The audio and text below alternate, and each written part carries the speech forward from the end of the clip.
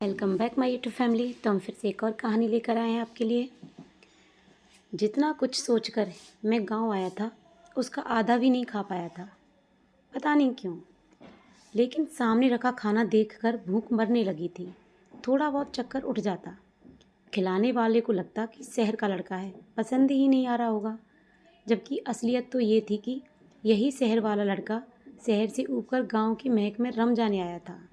दोस्तों का फ़ोन आता था, कब वापस आओगे।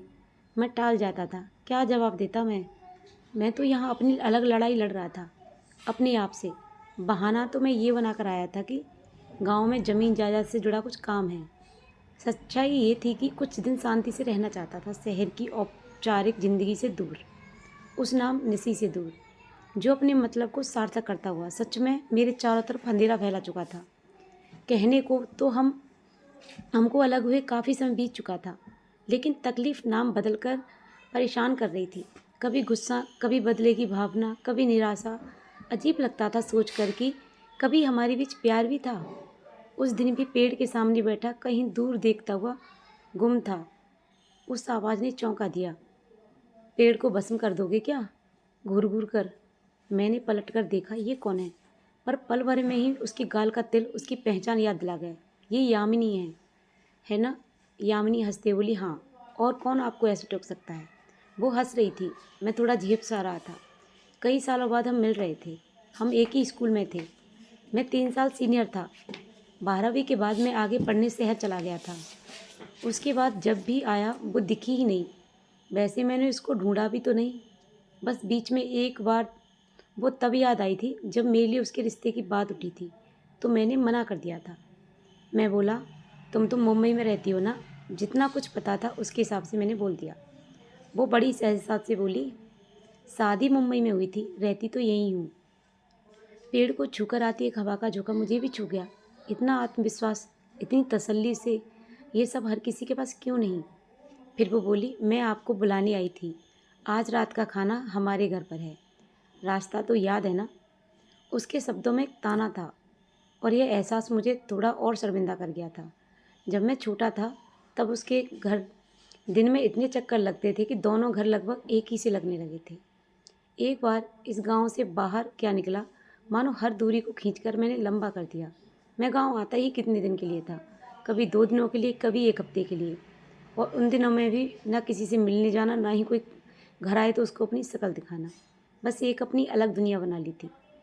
मैंने पढ़ाई, फिर नौकरी, और जब से मम्मी पापा नहीं रहे तो गांव के नाम से चिढ़ हो गई। उसके बाद तो मुनीम जी ही यहाँ का काम देखते हैं। मुझ तक हिसाब और रुपए पहुँचते रहे, बस इससे ज़्यादा यहाँ की मिट्टी से कोई संबंध नहीं रहा। रात को उसके घर पहुँचा तो एक अजीब सी झिझक से घिर रहा था। उससे शादी के लिए मैंने ही मना किया था। ये बात जितनी मुझे याद थी उससे ज़्यादा उन लोगों को याद होगी, यह तो पक्का था।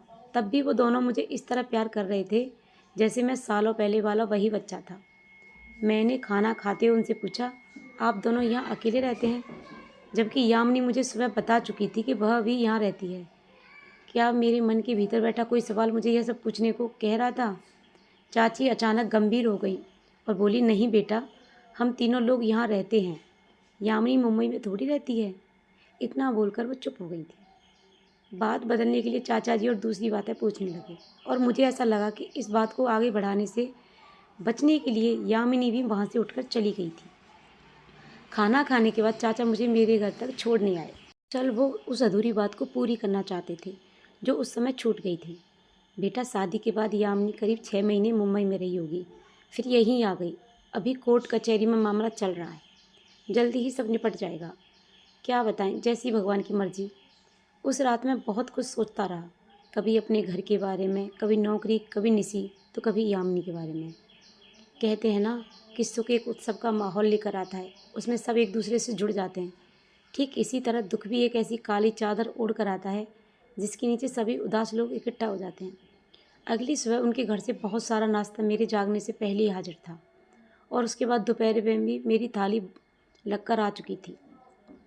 यामिनी के घर काम करने वाले लोग इस तरह मेरी सेवा में लगे हुए थे जैसे मैं उनके घर का मेहमान हूँ। रात में नौकर खाना देने आया तो मैंने साफ मना कर दिया। अरे अब चाची से मना कर देना, इतना खाना मत भेजें, दिन का ही सब रखा हुआ है। मेरे पास यहाँ खाना बनाने के लिए लोग हैं, वह क्यों परेशान हो रही हैं। वो हंसते हुए बोला, अब यह सब बात तो आप ही कह देना, नहीं तो यामिनी दीदी हमारी खटिया खड़ी कर देंगी। अपराध बोध के तले में दबता चला जा रहा था। किसी तरह तो यहाँ मन लगना शुरू हुआ था, अब अचानक यह सब। अगली सुबह उनके घर से नाश्ता खाना आने से पहले ही मैं उनका दरवाज़ा खटखटा चुका था। सामने यामिनी खड़ी थी। मैं बोला, सॉरी सुबह सुबह डिस्टर्ब किया।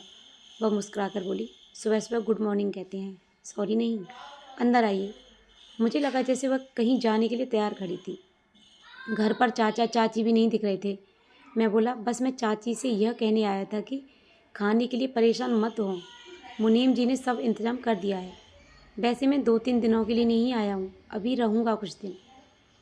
वह अपना बैग उठाते रुक गई और बोली, क्या आप नौकरी छोड़कर आ गए हैं? जहाँ तक मुझे पता है आपकी तो जॉब है ना। वहाँ मैं इस सवाल के लिए तैयार नहीं था। इससे पहले कि मैं जवाब देने के लिए और टाइम लेता, वो माफ़ी मांगते हुए बोली, मैं शाम को आती हूँ घर, फिर बैठकर बातें करते हैं, अभी मुझे जाना है।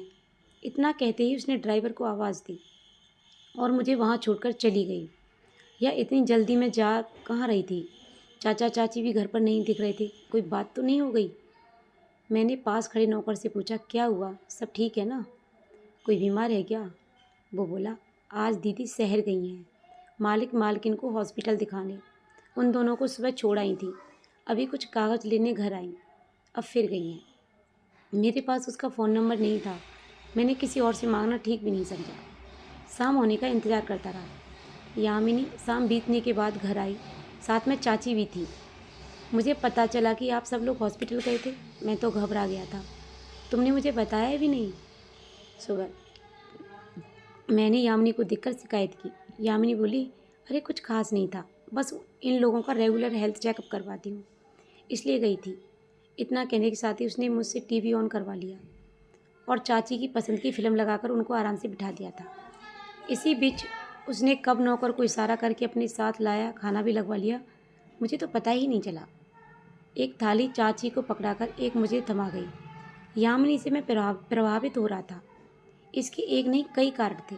गांव की लड़कियों की जो एक बनी बनाई छवि होती है, जिसमें उनको ठीक से बात करना नहीं आता, घर से बाहर निकलने में झिझकती हैं, निर्णय लेने की क्षमता नहीं होती, डरी सहमी सी होती हैं। यामिनी उन सब से एकदम अलग थी। वो बोली, आप सुबह कुछ बता रहे थे। मैं पूरी बात सुन नहीं पाई थी। उसने ये खाना खाते हुए कहा। मैंने एक बार चाची की ओर देखा, वो टीवी देखने में बिजी थी।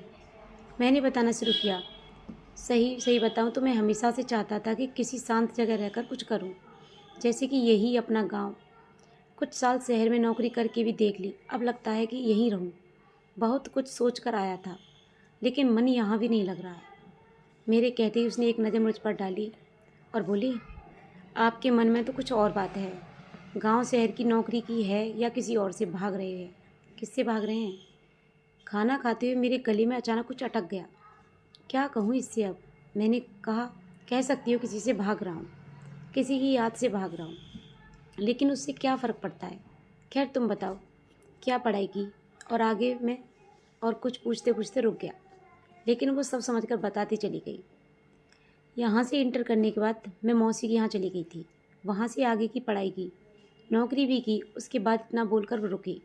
मुझे ऐसा लगा जैसे वो यह कहने वाली थी, इसके बाद आपसे शादी की बात चली और आपने मना कर दिया। मैं असहज होने लगा था, तभी बात का रुख किसी और दिशा में मोड़ते हुए उसने बोलना जारी रखा। उसके बाद मेरी मुंबई में शादी हो गई।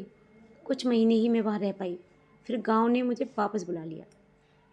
अपने जीवन की एक बड़ी दुर्घटना को बस एक घटना बताकर उसने माहौल को हल्का कर दिया था।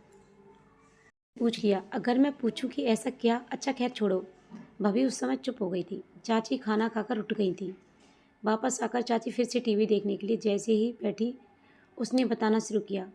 जब शादी तय हुई तब उन लोगों का कहना था कि उनको एक पढ़ी लिखी लड़की चाहिए, जो हर तरह से आत्मनिर्भर हो, स्मार्ट हो। लेकिन असलियत कुछ और थी। शादी के हफ्ते भर के अंदर ही दबाव आना शुरू हो गया था कि गांव का सब कुछ बेचकर उन लोगों के नाम कर दूं। धीरे धीरे समझ में आया कि शादी के लिए मुझे चुनने की वजह मेरी पढ़ाई लिखाई नहीं, बल्कि मेरी संपत्ति थी। मैं चुपचाप उनकी बातें सुन रहा था, बताते हुए दर्द की एक रेखा उसके चेहरे पर खिंच आई थी। वो बोली, पापा मम्मी इस बात के लिए भी तैयार थे। उनका कहना था कि जब एक दिन यह सब होना ही है तो अभी ही सही। लेकिन मैं इस बात के लिए तैयार नहीं थी। आखिरी लाइन बोलते बोलते उसका दुखी चेहरा एक सशक्त नारी के चेहरे में बदल चुका था। मेरा यह कहना था कि क्यों मेरे पापा मम्मी सब कुछ बेचकर वहाँ पर रहें, उनका वहाँ कुछ भी नहीं है, उनको कैसा लगेगा वहाँ पर रहने में। जब मैंने यह बात समझाने की कोशिश की तब उन सब का असली चेहरा सामने आने लगा। वहाँ किसी के लिए मैं कुछ भी नहीं थी, वे लोग सिर्फ लालच से हम सबसे जुड़े थे। जैसे ही यह सच सामने आया मैंने अपना फैसला सुनाया और यहाँ आ गई। पापा मम्मी के साथ हूँ, उनका ध्यान रखती हूँ, अपने खेत बाग संभालती हूँ, बस और क्या चाहिए। मैं सम्मोहन में था। मेरे सामने ऐसी महिला थी जिसकी हिम्मत देखकर मुझे अपनी कमजोरी पर हैरानी हो रही थी। किन छोटी छोटी समस्याओं से भागता फिर रहा हूँ, हर बात पर घबरा जाना, निर्णय न ले पाना। मैंने एक पल ठहर कर पूछा, तुमने उसको माफ़ कर दिया, अपने पति को? वो बोली, अगर माफ़ नहीं करती ना तो कभी आगे बढ़ नहीं पाती। अगर मन में किसी के लिए नफ़रत भरी रहे तो वह नफ़रत आप उसको भूलने भी नहीं देती है। मैं उसे भूलना चाहती थी, मैंने माफ़ कर दिया। कितनी सहज साथ, कितनी बड़ी बात वह कह गई थी। थोड़ी देर में वह अपने सारे बर्तन समेटकर अपनी मम्मी को लेकर मेरे घर से चली गई थी। लेकिन बहुत सारी हिम्मत इस मेज़ पर छोड़ गई थी जिस मेज़ पर हम खाना खा रहे थे। मैं बहुत देर तक वहाँ उपस्थिति महसूस करता रहा। वह रात बेचैनी में कटी। अगले 3 दिनों तक हम नहीं मिले। लेकिन एक बात मैंने बड़ी शिद्दत से महसूस की, उसकी बातों में कुछ तो ऐसा था जो मुझे बहुत कुछ सिखा गया।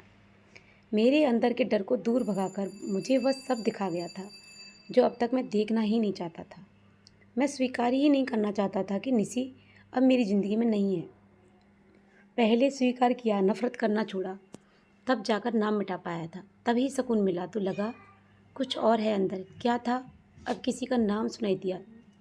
दिल हुआ कि इसी समय उससे जाकर मिल लूँ। घर से बाहर निकलते ही चौंक गया था। फलों का एक बड़ा सा टोकरा लिए यामिनी का नौकर मेरे घर की ओर ही चला आ रहा था और उसके ठीक पीछे पीछे शॉल में लिपटी हुई वो खुद। वो मुझसे बोली, आप कहीं जा रहे थे? उसके पूछते ही मैंने तुरंत झूठ बोल दिया, हाँ बस ऐसे ही टहलने। वो बोली, अच्छा फ़िलहाल तो आप ये रखिए, थोड़ी देर में नाश्ता भिजवाती हूँ। मैं बोला, यामिनी 1 मिनट। मैंने उसको रोका। मैं उससे कुछ कहना चाहता था। उसने नौकर को घर जाने के लिए कहा और मेरी बात सुनने के लिए रुक गई। मैं कहने के लिए पूरी तरह तैयार नहीं था, तब भी मैंने कोशिश की। मैंने कहा, मैं कुछ कहना चाहता हूँ, मैं सॉरी कहना चाहता था। वो रिश्ते वाली बात, इसके आगे मुझसे कुछ कहा नहीं गया। वो बोली, नहीं, इसमें सॉरी जैसा कुछ नहीं है।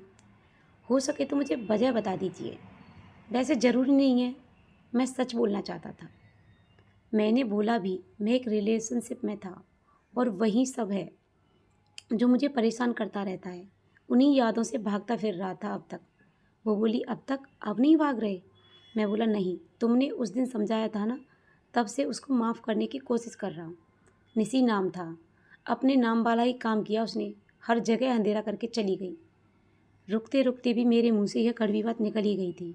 यह सब सुनते ही यामिनी चौंक पड़ी थी। मेरे नाम का मतलब भी तो वही है। मैं तो इसको इस तरह से डिफ़ाइन नहीं करती। मैं रात ना हो तो दिन भर की थकान ही ना मिटे, कोई आराम ही ना करे, कोई सपने ही ना देखे। उफ़, मैं क्या बोल गया था। 2-3 बार सॉरी सॉरी बोलकर, इससे पहले कि मैं अपनी सफाई में कुछ और कह पाता, वो जाने का मन बना चुकी थी और बोली, बाद में बात करते हैं, आज मम्मी की आंखों का ऑपरेशन है, मुझे उन्हें लेकर शहर जाना है। उसके जाते ही मैं डूब सा गया था। कितनी बुरी तरह दिल दुखा दिया था मैंने उसका। अपने दुख में इतना डूब जाना कि ना बोलने का होश रहे, ना किसी को समझने की चिंता रहे। यह कहाँ की समझदारी थी। वह दिन बहुत भारी भी था। रात को मैं चाची को देखने भी गया, तब भी वो मुझसे कटी कटी सी ही रही। लेकिन मैंने अपने भीतर कुछ बदलता हुआ सा देख रहा था। वो जितना मुझसे दूर जाने लगती, उतना ही मैं खुद को उसके नज़दीक पाता। उससे मिलने के बहुत सारे बहाने लिए मैं हमेशा तैयार रहता। उस दिन चाची को शहर लेकर जाना था। किसी काम का बहाना बनाकर मैं भी साथ हो लिया। लौटते समय रास्ते में चाचा जी ने पूछ लिया, गांव में चर्चा है कि तुम नौकरी छोड़ आए हो, अब यही रहकर सब देखोगे? मैंने कार चलाते हुए इतनी ज़ोर से कहा कि पीछे बैठी यामिनी भी सुन ले। जी चाचा, अब यहीं अच्छा लगता है। वो बोले, हाँ ठीक भी है बेटा, इतना कुछ है तुम्हारे पास, खेत बाग बगीचा, ये सब देखो, क्या रखा है शहर में। मेरे मन में उसके लिए एक नए एहसास का जन्म हुआ। उससे कैसे पूछूं? हो सकता है ये बात करते ही हमारी बातचीत ही बंद हो जाए। नहीं नहीं, ऐसा भी तो हो सकता है कि वो ज़िंदगी को एक मौका और देना चाहे। अगर वो ये कह दे कि अब क्यों आए हो, तब तो मना कर दिया था, मैंने दिमाग पर जोर डाला, तो हो सकता है वो भी मुझे पसंद करने लगी हो। नहीं संभव है, ऐसे लड़के को वो क्यों पसंद करेगी जो उसके साथ जुड़ने से मना कर चुका हो। फिर मैंने खुद को समझाया, बात तो करनी ही पड़ेगी। अगली सुबह मैंने गुलदस्ता मंगाया, बीच में एक कागज़ पर सॉरी लिखकर छुपाया और सीधे उसके घर पहुंच गया। उसने ही दरवाज़ा खोला। मैंने उसे बोला, मैंने सोचा आज नाश्ता यहीं कर लूँ, ये तुम्हारे लिए। मैंने फूल उसकी ओर बढ़ा दिए। बीच में रखा कागज़ उसको दिख रहा था। वो बोली, ये क्या है? किस बात के लिए सॉरी? मैं बोला, उस दिन तुम्हारे नाम को लेकर वो सब कहा। सब लोग सो रहे हैं क्या? वो बोली, हाँ। कागज़ को फूलों से हटाकर अपनी मुट्ठी में छुपा दी। वो मुझे कितनी अपनी सी लग रही थी। क्यों छुपा रही थी? कि कोई देख न ले। नाराज़ होती तो फेंक देती। उसको मेरी हिम्मत बढ़ी। मैं कुछ बात करनी थी। वो बोली, आइए बैठिए, चाय भी तैयार है। चाय का कप लेकर एक नज़र मैंने चाय पीती यामिनी पर डाली और एक झटके में कह गया, मुझे पता है तुम मुझे बिल्कुल पसंद नहीं करती हो। तब भी मैं, मतलब क्या? हम दोनों, उसके कप से चाय छलकी। हमारी आंखें मिली। उसने आंखें फेर ली। क्या हम दोनों? पूरी बात कहिए। मैं बोला, क्या हम दोनों आगे के लिए कुछ सोच सकते हैं? देखो, पिछली बात मत उठाना। मैंने बताया था तुमको, रिश्ते के लिए ना कहना। उसमें तुमको रिजेक्ट करने जैसा कुछ नहीं था। कोई और भी होता तो भी मैं मना ही करता। वो चाय पीती रही। मैंने थोड़ा और जोड़ा, तुम मना कर सकती हो अभी, मुझे बिल्कुल ख़राब नहीं लगेगा। बस हमारी दोस्ती बनी रहे, उतना ही बहुत होगा मेरे लिए। वो अचानक गंभीर हो गई थी। मेरी ओर देखकर धीरे से बोली, इतना डर है मुझे खोने का? मैं सिर झुकाकर बस हाँ ही कर पाया। उसने एक लंबी सांस खींचकर पूछा, आपको क्या लगता है आपके घर जब रिश्ता भेजा गया था उसमें मेरी मर्जी नहीं थी? मैं चौंक गया था। ये क्या कह रही थी? वो बोली, मैंने घर में कह दिया था वहाँ शादी नहीं होगी तो कहीं नहीं करूँगी, और आपने तो खोटे सिक्के जैसा रिश्ता लौटा दिया था। तब दिल बहुत दुखा था, अपने में कमी खोजती रही। अब जाकर पता चला कि असली बात क्या थी। कितना कुछ अचानक मेरे सामने आ रहा था। वो मुझे इतने लंबे समय से मन में बिठाई हुई थी और मुझे भनक तक नहीं लगी। लेकिन ये बात जानकर मुझे जितना खुश होना चाहिए था, मैं हो नहीं पा रहा था। कितनी ही मुश्किल से गुजरी होगी ये पहले, मेरा मना करना, फिर वहाँ से शादी होना, उसके बाद नरक झेलना। मुझे लगा जैसे कहीं ना कहीं इन सब के लिए मैं ही जिम्मेदार था। मैं बोला, मुझे माफ़ कर पाओगी यामिनी? वो कुछ देर सोचती रही और बोली, माफ़ कर दूँगी। लेकिन मैंने पूछा, लेकिन क्या? लेकिन उस सवाल का जवाब अभी नहीं दे सकती जो आपने पूछा था। मैं मुस्कुरा दिया था। उस सवाल का जवाब उसके चेहरे पर लिखा था, भले ही वो खुद पढ़ न पा रही हो। मैंने चाय का कप रखते हुए कहा, तुमने मेरा बहुत इंतज़ार किया है, अब मैं करूँगा। वो तो करने दोगी ना? वो चुप रही। मैंने कप उसकी ओर बढ़ाया, थोड़ी चाय और मिलेगी? उसने चाय से मेरा कप भर दिया था। मैं मुस्कुरा रहा था। सामने बैठी यामिनी पता नहीं क्या सोच कर मुस्कुरा रही थी। तो आप लोग बताना कि आपको ये कहानी कैसी लगी। अगर आपको ये कहानी अच्छी लगी तो प्लीज़ अच्छे से कमेंट करना, और आप हमारे चैनल पर नए हो तो प्लीज़ हमारे चैनल को सब्सक्राइब करना, लाइक करना, शेयर करना, और ऐसी ही मज़ेदार कहानियों के लिए बने रहिए हमारे चैनल पर। मिलते हैं एक और वीडियो में एक और कहानी के साथ। तब तक के लिए thank you so much. Bye bye everyone. जय माता दी।